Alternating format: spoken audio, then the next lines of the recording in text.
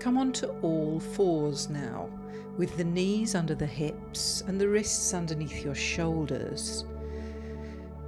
Spread your fingers so the third finger is pointing forwards, and see if you can't distribute the weight evenly between hands and knees. Now we're going to take a side bend, and it's the only true side bend. Think about contracting the muscles on the right side of your body. Feel what this does to the left side. Notice you must be able to release and contract the same amount on the opposite sides in order to take this side bend. Now do this on the opposite side, so contract the muscles on your left side. And notice again, the left is contracting and the right is releasing. Notice if it's more easy to contract one side compared to the other. Keep slowly contracting one side, then the other. The same muscles are used by a fish to travel through water. The movement is initiated in the same way, so you can picture yourself as a fish, moving, slinking through the water. Picture the muscles of the erector spinae, the thin muscles going up and down your spine, contracting and releasing as you move through the side bend. Picture your low back, the QL muscle that hooks onto your hips, and notice how the hips are moving. Picture your latissimus dorsi coming right up underneath your armpit, and picture that contracting and releasing, and the trapezius, that big diamond-shaped muscle higher up. Feel your shoulder moving towards your hip on the same side. Which is easier to control, the hip or the shoulder? Where's the movement coming from, and where is the movement easiest? Are there any stuck areas? You will be different one side of your body to the other. So which is stiffer? Maybe the right hip or the left hip, or the right shoulder or the left shoulder?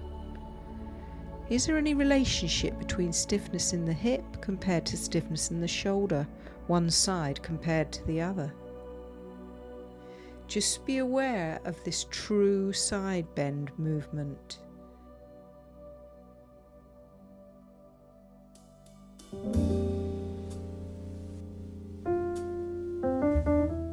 We're going to gently come out of this now by bending the knees. Place your hands on your back and gently pressing the feet through the floor, draw the elbows together to flatten the back and push the floor away to bring yourself into standing. If it's available for you today, bring your arms behind your back and take your wrists into the opposite direction to bring relief over the top of your wrists. Draw elbows towards each other and open out in the front of the chest, lifting through the crown and extending up through the spine. If this is uncomfortable for you today, you can still bring relief to the wrists by bringing them out in front of you. If you want more of a stretch, drop the elbows down and you'll feel a beautiful big stretch on the front of your wrists. Begin to circle the arms one way and then the other, and allow that lovely release to come into your hands and wrists and arms, and relax. Now we're going to be going into triangle pose, and there are a few considerations we need to think about. If you keep your feet facing forwards and your pelvis is allowed to tip upwards on the opposite side, the movement is a simple side bend involving the whole spine. Since you're bringing your weight over to one side, you must be mindful of locking the knee back.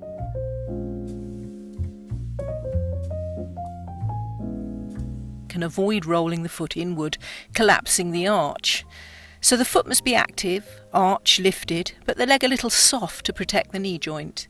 However, if you want the purpose of this pose to be about releasing the thoracic spine, your upper back, which becomes jammed as we have a stooped posture, then you start with your feet both facing the same way, legs hip width apart, and you're going to stabilise the pelvis by not allowing the feet to move and the weight not to drop back into the back leg.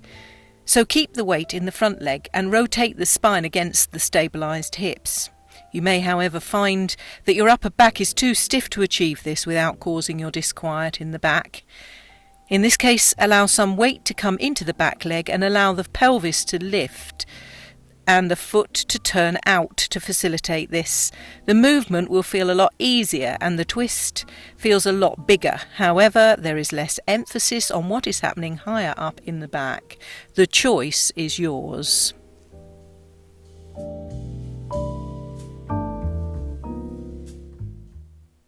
Using a flat back, and from here turn to face away from the front leg.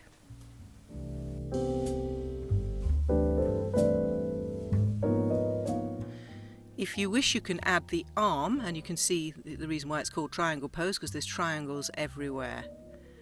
Just ensure that the hand on the chair has the third finger facing forward, and that you're using support from the chair to stabilise your joints.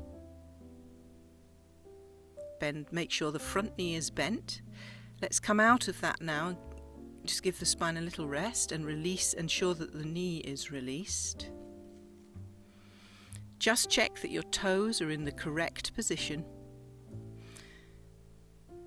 Remember, you choose just how much rotation you bring into the pelvis, and that will depend on the stability and manoeuvrability in your low back.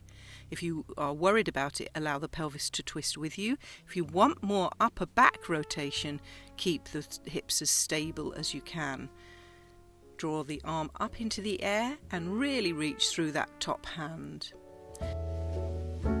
Now we're going into reverse triangle. So you're going to turn the toes to face forwards to ensure that your spine is both stable and your sacro-iliac joint is protected. Place your top hand on your low back and twist towards your front knee. Remember, that front knee needs to have a little micro bend in it so you don't lock it back. Inhale, exhale and release. Let's try that once more. Inhale, exhale and twist towards the knee.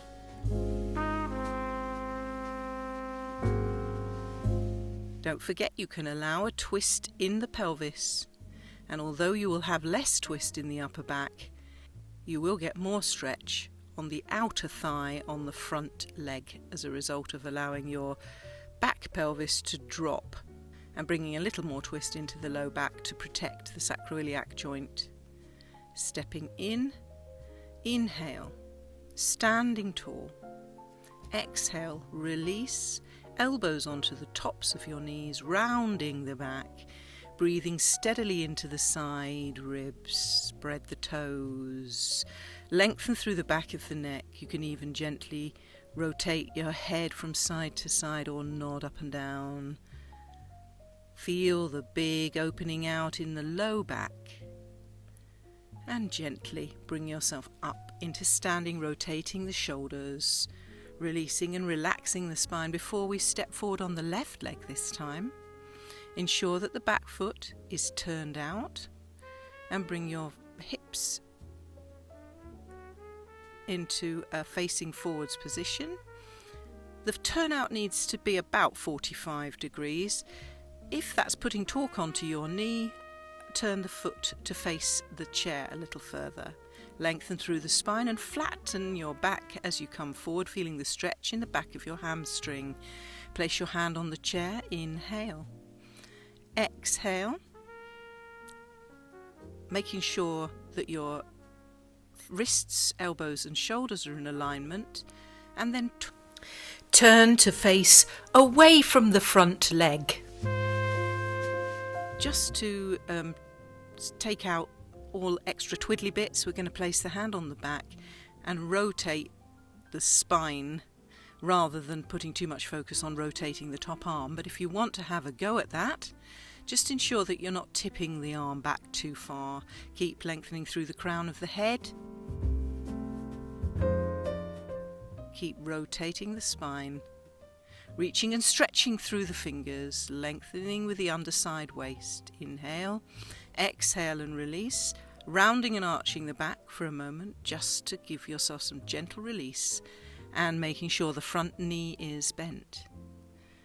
Feel the stretch all the way up the back of your hamstring on the front leg. Now hand, elbow and shoulder joint in alignment once more. Let's try that again. Rotating the upper back, protecting your low back from shearing forces by ensuring the back leg is in the right position for your spine. You can place your hand on your hip as you constantly focus on that bra strap level, the thoracic spine, bringing the twist into this area, and then drawing the arm up to the ceiling if that feels comfortable for you today, as if someone's got hold of your hand and they're lifting it up towards the ceiling. Feeling that beautiful rotation in the spine. Inhale, exhale, turn to face the chair, gently rounding the back and releasing. When you're ready, turn the toes forward. We're going into the reverse triangle. Place your arm on the back of your opposite arm on the back of your waist, and then turn in towards the front leg. Now, how much you allow the pelvis to turn with you is entirely up to you. If you want more stretch on the pelvis, you'll drop the back hip. Now, that will perhaps feel like there's less twist in the upper back, but it will be rotating. It can only rotate 45 degrees. I don't find it helpful to bring the top arm up, but you may want to try this with your body to see if it works. But really, you've got to have got that full 45 degree rotation in order to allow the arm to come straight up. You can try it, it's not going to harm you. But generally speaking, it just pokes out and doesn't do anything, and you can possibly hurt the front of your shoulder. When you're ready, come out of this, releasing into a forward fold, supporting yourself by your elbows on the chair. Gentle bend in the knee, give your hips a little wriggle, rounding the upper back, turning your tailbone up towards the ceiling, feeling length in the low back, relaxing and releasing.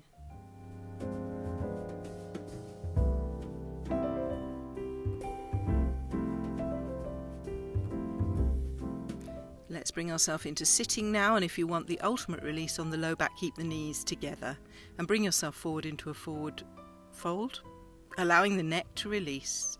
If, however, like me, you've got a bit of a tummy, you may want to open the legs and drop the belly through. You will get slightly less lengthening in the low back because you're actually drawing the hips into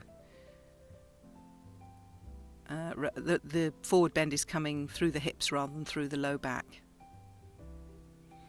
But equally, it's extremely relaxing. Allow the back of the neck to lengthen.